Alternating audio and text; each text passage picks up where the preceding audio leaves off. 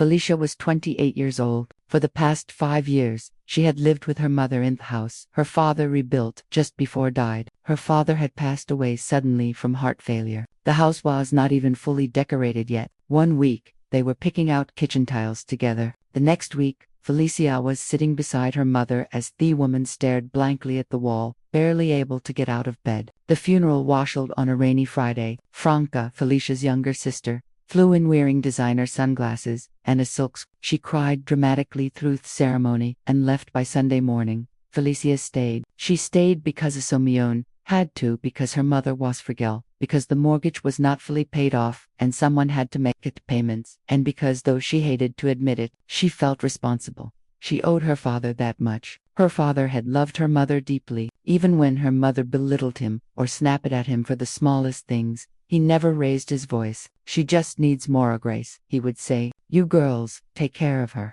So Felicia did. She gave up a promotion that would have transferred her to Seattle. She turned down company housing, even though it came with reduced rent and a 15-minute commute. She stayed, and for what? To bear reminded daily that she was not Franca the golden child, Franca with her glossy hair, bright smile, and perfect life on social media. Franca, who left home at 22 to marry a man named Timothy, whose only real talent was looking good in a blazer. Franca was the star of every family gathering. Meanwhile, Felicia was just background noise. Should wear more color, Felicia, her mother would say. Franca always lights up a room. You look like you're dressing for jury duty. Or, why don't you try dating again? It's not too late, even for someone like you. Felicia would grit her teeth and keep quiet. She paid bills, cleaned the gutters, cooked. She thought that if she just kept showing up, maybe her mother would finally see her. Maybe one day she would be enough. But everything changed on a Thursday. Felicia came home from work 2 hours late because of a shipping delay. As she opened the front door, she froze. It felt like deja vu. Franco was curled up on the living room couch, swaddled up in her lap. Timothy sat beside her, flipping through his phone, as if he wished he were anywhere else. Their mother hovered with a tray of tea and shortbread cookies, like they were royal guests visiting from abroad. Felicia, her mother said brightly, as if greeting a neighbor, guess who's back? I can see that, Felicia said slowly. What's going on? Franca sniffled. Timothy lost his job. The company downsized and cut his entire department. Timothy didn't look up. We're behind on rent. Frank, our landlord gave us 2 weeks to move out, and they don't have anywhere to go, her mother added quickly, already wrapping her arm around Franca. So, they're moving in? Felicia asked. They need help, Felicia. Their family. So, Felicia said quietly. I live here. You'll figure it out, her mother said dismissively. You're good at that. Felicia looked at Frana, who gave a small shrug and mouthed, sorry, but smirk at the corner of her lips told a different story. Later that evening, Felicia pulled her mother aside. This house is barely big enough for Toodles, let alone 4, she said. Where are they going to sleep? In your room, her mother replied plainly. Felicia blinked. What, you can tuck Keith guest room or move out? It's up to you. You're serious? Felicia asked. I'm not discussing this, her mother said firmly. I always wanted Frank back here. She belongs in this house. I've been paying the mortgage. Felicia admitted. Her mother shrugged. It's in my name, and you've always acted like you were doing me some big favor. I never asked you to. You were a mess after your father died. And now I have Frank. I don't need you. The words hit Felicia like a slap. The next morning, Franca knocked on Felicia's door, her tone cheerful, and her face free of. Hey, Franca said. Mom says, Ifu could be out by Saturday. That'd be Timothy and I kind of need the space. Excuse me, Felicia asked sharply. But Franco leaned against the doorframe, her eyes bright. Come on, you've been leaving like a sphinx. This will be good for you. A little fresh start.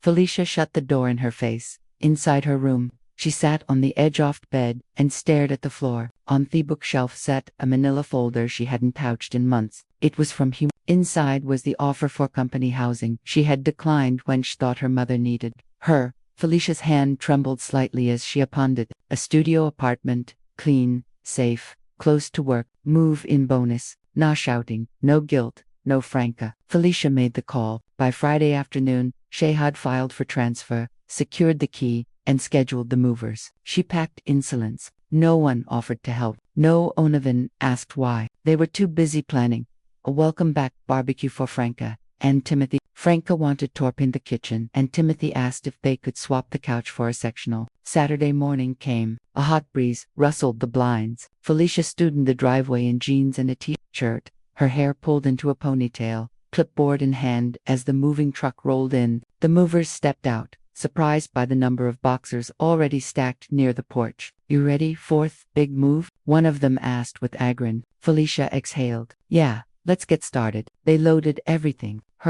her bookshelves, her coffee maker, her desk, her dishes. She took her time. With every box, Felicia felt lighter, stronger, freer. By early afternoon, they were almost done. One of the movers paused by the door, glancing around at the now empty room. "You're really taking everything?" he asked, half amused. Felicia smiled calm. "And yes, everything." By the time the truck pulled away, the house Felicia once called home looked hollow. No TV, no coffee table, no dining chairs, no framed prints. Just dust outlines on the floor where her furniture used to be. Everything in that house had been hers, purchased with her paycheck, delivered on her days off, assembled by her hands. So, yes, she took it. All of it. When Felicia turned in the keys to the staff housing office later that afternoon, she almost couldn't believe it. The studio apartment was small but bright, quiet, and clean. The fridge didn't hupe, the water pressure was. There was no fight over the bathroom schedule. She sat on the mattress and exhaled for what felt like the first time in months. That night, Felicia ignored the buzzing of her missed calls, voicemails, and messages from her mother. Then Franca, then Timothy. Most of them were angry. A few were confused. She didn't listen. Felicia turned her phone off, made tea, and sat on her tiny balcony watching the city lights. By Monday, they showed up at her job. The front desk called down. "Eeyore Felicia, your mom and sister are here." The receptionist said. Felicia most laughed. She hadn't even given them the address. She stayed in the loading bay until they left. She wasn't going to give them the satisfaction of a confrontation on her turf. That evening, her way home, Felicia decided to stop by the house. She guessed they would be waiting, and she was right. The porch light was on, but the living room was. Felicia knocked once before letting herself in with the spare quiche. Had not returned. Her mother and Franco were in the kitchen, their arms crossed, expressions thunderous. Her mother did not waste time. "What the hell did you do?" she demanded. "What are you talking about?" Felicia asked. "You cleaned the place out. There's nothing left. No fridge, notable, not even the toaster." "That was mine," Felicia said. "I bought it like I bought everything else." Franca stepped forward, her brows furrowed. "You can't just take things without permission," Franca said. "I didn't," Felicia replied. "You assumed they were yours. That doesn't make it true. We didn't think you'd take literally everything." Her mother snapped. Felicia opened her hand. "What exactly did you expect?" "The house feels like a shell," Franca said quietly. "It's depressing." Felicia raised an eyebrow. "Oh, I'm sorry. Is the house I paid for not comfortable enough without my things?" Frank's eyes. "What about the bank account?" Felicia blinked. "What?" "The joint Dad's insurance money was deposited there. Remember, there's nothing left." Felicia let out a soft breath, already seeing where this was going. "That money was gone a long time ago," she said. "I've been covering the mortgage on my own for the past 4 years. Franca froze. "No, there was a ton left. I saw it once, like $40,000. That wasn't insurance money. That was massive portions of my paycheck. That's what I used to supplement the mortgage and utilities," Felicia explained. "No way," Franca muttered. Felicia tilted her head. "Why does it matter? You're in it on the deed. It's not your house." Her mother's expression flickered, first surprise, then panic. Franca turned sharply to her. "Is she lying?" Her mother said nothing. "Mother," Franca said more firmly. "Tell me she's lying." "Franca, let's talk later," her mother said. "Tell me," Franca snapped. Her mother looked away. Franca's hands clenched. "And you told me the insurance payout was still sitting there. That if we came back, we'd be okay. That we could use it to get back on our feet." Felicia looked between them, stunned.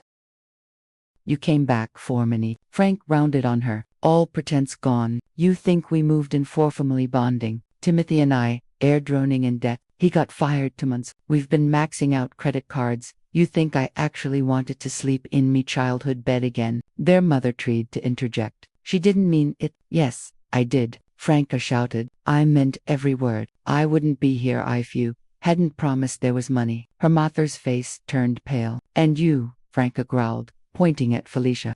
"You took every last thing in that house and left us with a pile of empty promises." Felicia crossed her arms. No, I left you with exactly what you gave me. Nothing. Frank's lips. The insurance money was supposed to be shared. You mean the money you thought you'd inherit? Felicia said coolly. The money you never paid into, never contributed to, wouldn't be in this mess if you hadn't emptied the house. We wouldn't be in this mess if you hadn't banked your entire future on a lie. Franca turned back to their mother, eyes wide with, you said it was still there. Hermithor's voice was barely audible. He thought we'd figure it out later. Later. That's all you ever say, later. Soon. Eventually. Franca snapped. You told me to come home. You said we'd be fine, because I missed you. Her mother whispered. No, you missed having some to lean on, someone who made you feel You never cared about what he needed, Franca hissed. Felicia watched us. They unraveled. Frank pacing, their mother stammering, both of them realizing the same thing at this moment. There had been no plan. Only, Timothy had not come home since the fight the day before. Franca had maxed out her third credit card. Their mother had no savings. The house still had 6 years left on the mortgage, and the only person who had been paying it, Felicia, was gone. Suddenly, Frank's voice dropped to a terrifying You said we could use that money to start over. There is no money, Felicia said flatly, and there hasn't been for years. Franca's face, she looked like a child realizing Christmas was fake. What about the file folder? She whispered. Dad's paperwork is gone. Mom used most of it to redo the bathroom. Then she bought you that used Lexus. When you got married, that was from her savings, Felicia said. No, that was from his insurance. I kept their side. Franca turned to their mother. Tell me that's not true. Silence. Tell me, Franca demanded. Their mother stared at the floor. I didn't want to worry you. Frank let out a strangled noise and stormed toward the hall. Felicia stood there watching the wreckage unfold. Her mother turned to her with glossy eyes. Please, Felicia, help us. Why would I? Felicia asked. Because you're the only one who knows how to fix things. You called me a parasite. You told me to get out. Remember, Felicia said. I didn't mean it. Her mother's. Yes, you did. Felicia replied. And no, you're exactly where you put. Franca came back into the room, holding a torn envelope in one hand. It's empty, she said, her voice low and bitter. There's nothing, not even old bills. I know, Felicia replied. He checked. Years ago. Their mother sat down at the kitchen table and buried her fists in her hands. Felicia looked at the two of them. They had kicked her out, expecting comfort, backup, and cash. What they got was an empty house, a mountain of debt, and no one to blame but themselves. And they still did not see it. They still thought she would fix it. They still thought she owed them. They were wrong. Franca stood still in the hallway, holding that empty folder like it had betrayed her. Their mother sat at the kitchen table, face pale, fingers laced, breathing shallow. Felicia could tell she was trying to piece it all together. How she had lost control of the story of the house, of both her daughters, and most of all, of Felicia. I don't understand, her mother finally whispered. What are we supposed to do now? Felicia didn't. I mean the mortgage, her mother contended, her voice rising in desperation. The bills, the food, wouldn't even have a blender anymore or That was mine, Felicia said. All of it was mine. You could have left something. You left me with nothing. Just memories of being reminded I was a con best. Just years of pretending I didn't hear you call me dull, or plain, or a burden. Frank spun toward her mother. And you told me there'd be money. You said Dad left enough for a second start, that we could pay off the cards, that Timothy and I could. You lied to us. You lied to both of us. Felicia a debt. But the difference is, I stopped believing you years ago. Her mother's mouth opened and closed, but nothing came out. Felicia took a deep breath and reached into her tote bag. She pulled out a white envelope and laid it on the. What's this? Franca asked. My last mortgage receipt, Felicia said. The loan is still in your name, Mother. You'll need to cover it. 6 more years. Fixed rates, monthly payments aren't bad. Unless you're unemployed and broke. I guess you can't expect us to pay this. Franca snapped. I don't expect anything, Felicia said calmly. I'm done expecting. I just wanted to leave you the facts, since fantasy hasn't worked out so well. Frank gritted her teeth. Your heart. Felicia turned to her. You came back for money, Franca. Not for mom. Not for love. Not even out of. You were banking on a Leon, using people to cover your losses. Don't pretend this is about family. Oh, and you're a saint, Franca shot back bitterly. You just abandoned your mother after everything she's been through. No, Felicia said, her voice steady. I stayed for years. I paid for her home, groceries, gas, medical bills, insurance, and her little renovations. I gave her my 20 sand. She threw me out the second you came back. So, no, I didn't abandon her. Shet rated me. Her mother flinched. Frankie looked shaken for a moment, but quickly masked it with anger. I can't believe you're just walking away. Felicia gave a dry laugh. Who should be grateful? I could have emptied the savings account before I left, but I didn't, because unlike both of you, I still had an ounce of decency left. You're cruel, her mother whispered. No, Felicia said softly. I'm free. She turned and headed for the doorpin. Well, good, Francis. We don't need you. I'll figure something out. Timothy's talking to a guy about a job. I'm sure he is, Felicia said without looking back. Gambling's a tough industry to break into, Franca cursed under her breath. Felicia stopped at the threshold, her hand resting on the doorknob. Take care of each other, she said quietly. Ya wanted her mother, now live with her. Then she walked out. The door clicked bent her with a weight that felt symbolic, like years of pain and pressure finally sealing themselves off for good. It had been 4 weeks since that day. Felicia had not heard from them, not directly, but a former neighbor had told her the house went on the market.